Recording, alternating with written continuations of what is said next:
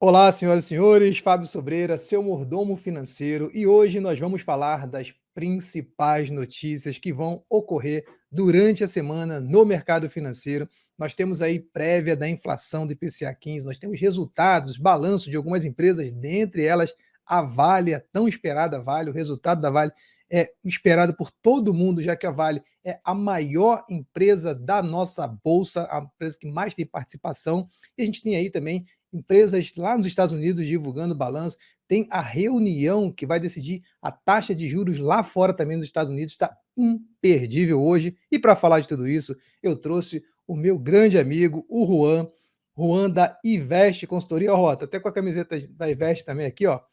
Nós somos consultores lá da Invest, eu, o Juan também. A gente atua ajudando as pessoas a investirem o seu dinheiro lá na Invest, e para isso a gente tem todo um comitê, tem bate-papos que a gente faz lá falando sobre o mercado, falando sobre tudo aquilo que a gente enxerga que vai acontecer. E o Juan é o especialista em investimentos, é o que traz para a gente aí toda semana o que está mais fresco, o que está mais quentinho acontecendo, e é isso que o Juan vai trazer para vocês hoje aqui. Se você gostar desse conteúdo, não esquece de curtir, de compartilhar e dizer o que você gostaria de saber, o que você está esperando aí dos balanços e das informações que a gente está falando aqui, da inflação, como é que você está enxergando o mercado para essa semana. Juan, seja muito bem-vindo aí, por favor, nos diga o que você está esperando dessa semana do mercado financeiro, Juan. Fala, Fábio, bom dia a todos. Acho que o mais importante essa semana é que a gente tem a decisão de juros nos Estados Unidos. O mercado já fechou consenso ali, mais uma alta de 25 basis points. Acho que isso não é tão um mistério. Acho que a principal questão que todo mundo quer saber é se o Fed vai continuar nesse ciclo de juros. Então, se a gente pode ter, além dessa alta agora no mês de julho, mais uma alta na reunião de setembro de A última 25 não basis teve nada, points. né, Juan? A A última última não não teve teve nada, nada, foi deu uma, manutenção. deu uma, deu uma pausa para descansar, né? Não subiu nada. E agora o esperado é que suba esses 0,25%, que são esses 25 base points. Olhando a ferramenta da CME aqui da Bolsa de Chicago, já dá 99,8% de chance de 25 basis points, então é praticamente consenso de mercado que deve ter mais uma alta. Aí o que ficou esse período, né, que a gente ficou sem essa alta do Fed Funds Rate, o que a gente viu é que o mercado de trabalho continua bem pressionado, o nível de poupança das famílias ainda está elevado, então corroborou com essa análise de 25 basis points. Sim. E aí, o que a gente tem ainda nos Estados Unidos, tá? A decisão de juros sai na quarta-feira, na quinta-feira a gente tem PIB do segundo trimestre, e na sexta-feira a gente tem o PCI, que é um dos principais índices de inflação que o próprio Fed utiliza para fazer formação de preços de mercado. Então, eu acho que a gente tem uma semana cheia. A semana passada foi bem morna, né? A gente viu que as empresas, até as cotações, ficaram muito dependentes do noticiário micro ali, saiu um resultado de uma empresa, alguma coisa, isso acabava mexendo no setor ou outro, mas a gente não teve nenhum calendário econômico realmente relevante. Essa semana a gente tem bastante coisa. Legal. E aí a gente aqui no Brasil, a gente tem a prévia da inflação, que seria o IPCA 15. Para quem não sabe, a inflação oficial do Brasil é o IPCA, e o IPCA 15, ele também pega um mês, só que em vez dele pegar o mês cheio, ele pega do dia 16 de um mês até o dia 15 do outro mês. Então, por isso que é chamado de IPCA 15. E ele se torna a prévia da nossa inflação. O que está sendo esperado aí da inflação, Juan? E o que você acha que isso vai refletir depois, do que a galera mais quer saber, né? Na própria taxa de juros nossa aqui do Brasil. Começa a cair, não cai, cai agora, cai na próxima. O que a galera está vendo aí? Sem dúvida, esse é o dado no noticiário local, esse é o dado mais importante que a gente tem essa semana, justamente porque ele também é o último antes da próxima reunião do Copom. A reunião do Copom acontece na próxima quarta-feira, então esse último dado que a gente tem agora do IPCA vai ser o último dado oficial de inflação antes da divulgação. A gente está em dúvida aqui se fecha consenso nos 50 basis points ou a gente vai ter uma alta de 25, uma queda de 25. Se a gente pega a curva de juros na sexta-feira, fechou precificando uma queda de 50 basis points, e se a gente tem um IPCA 15, principalmente se a gente tem que olhar o setor de serviços, né, o que veio pressionando no dado fechado de julho, foi o que acabou aumentando as apostas ali numa queda só de 25 basis points. Então, se a gente tem uma queda, principalmente no setor de serviços, isso corrobora bastante com a análise de um corte de 50. Acho que importante também, a gente tem aqui no Brasil o calendário das empresas, né? A gente vai ter divulgação, você comentou no começo, da Vale, a gente tem relatório de produção e vendas da Petrobras também, que é considerado uma prévia ali do balanço, e Santander. Então, de noticiário aqui no Brasil, esses são os 4 principais pontos que a gente tem para essa semana.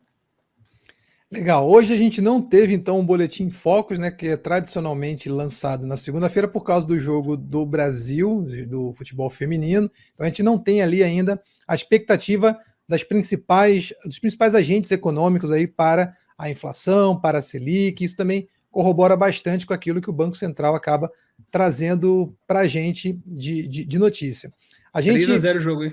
3-0 o jogo do Brasil. 3-0 o jogo no momento. Muito bom, muito bom. Então, quando a gente fala de Brasil, a gente sabe que a temporada de balanço lá nos Estados Unidos está mais aquecida, enquanto aqui no Brasil ainda está morna ainda. Teve praticamente o resultado da VEG semana passada, e a VEG, para variar, veio com um puta resultado bom. A VEG é impressionante. Toda vez que a gente acha que a VEG já está boa... Uma máquina de bons resultados. É uma máquina de bom resultado. Eu, particularmente, acho que a VEG é uma empresa cara, mas é aquela empresa cara que continua sempre cara, porque ela é muito boa e ela merece o preço que tem. É mais ou menos isso que a gente diria. Não é uma empresa para dividendo, porque paga pouco dividendo, já que o preço sobre lucro dela é muito alto, o dividendo dela acaba sendo baixinho, mas é uma excelente empresa. Já as outras empresas que vão lançar essa semana, nós temos, por exemplo, o Carrefour, que está, né, o varejo, a gente sabe que tem tido um tempo difícil aí, vai ter Pão de Açúcar, Açaí também. Essas empresas têm tido alguns tempos difíceis, algumas empresas podem surpreender positivamente, mas a gente ainda não sabe. Santander não tem tido bons resultados e vai lançar, acho que na quarta-feira, o balanço do Santander. E a Vale é, com certeza, o que a gente mais espera aí. Além da produção da Vale, a gente precisa saber se isso se refletiu em lucro de fato. Não adianta nada ela produzir muito, mas está com a estrutura de custo ruim e não está conseguindo repassar os preços. A gente sabe que a Vale é uma excelente empresa e a gente espera que a Vale consiga, assim, ter bons resultados. É óbvio, não adianta esperar que ela vai ter aquele resultado quando o preço do minério estava acima de $200. Ela vai ter resultados mais condizentes com a realidade de hoje, mas ainda assim tem tido bons resultados e é isso que a gente espera de uma empresa como a Vale.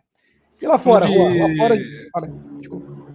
Não, eu ia falar exatamente lá fora. Você falou dos resultados, acho que a gente tem uma semana importante de resultados lá fora, principalmente ligados às empresas de tecnologia. É uma análise que a gente já vem fazendo há algum tempo. O S&P subiu bastante esse ano, mas ele subiu carregado principalmente pelas empresas de tecnologia, aquelas ligadas à inteligência artificial.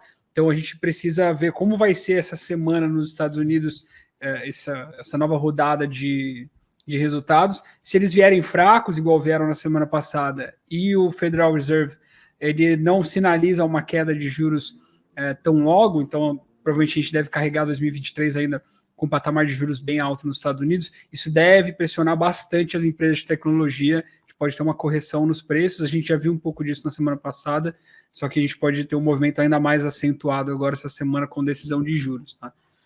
Com certeza. A gente tem aí grandes empresas globais, mundiais, aí soltando balanço essa semana. Amazon, Microsoft, Meta, tem um monte.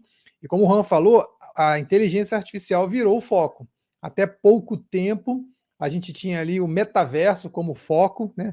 Primeiro a gente tinha ali blockchain como foco, as empresas que trabalhavam com blockchain viraram ali a coqueluche do mercado. Aí depois, impulsionado até pela Meta, nós tivemos o metaverso trazendo ali novidades, as empresas que estavam mais ligadas a esse metaverso. Só que o metaverso, por enquanto, ele não se concretizou, e nem deveria, né? Afinal de contas, é um metaverso. Mas aí a gente está falando agora de uma inteligência artificial que é muito palpável e que a gente consegue ver como é que ela está já presente na vida das pessoas. Uma coisa é o metaverso, que tem medo de pessoas, talvez lá, brincando ali nos jogos. Digo meia dúzia de pessoas, mas são meia dúzia de milhões de pessoas, né? Porque a gente pra caramba que joga jogo em metaverso. Mas a inteligência artificial é uma coisa que parece que veio, né, Juan, com uma força, e do nada o chat GPT apareceu em nossas vidas, e a gente aqui, por exemplo, no Mordomo Financeiro já usa para um monte de coisa. Tenho certeza que vocês também usam, porque é muito fácil de você trazer informação com essas inteligências artificiais, seja para poder fazer qualquer coisa hoje na vida da gente, a gente vai conseguir colocar isso como meta.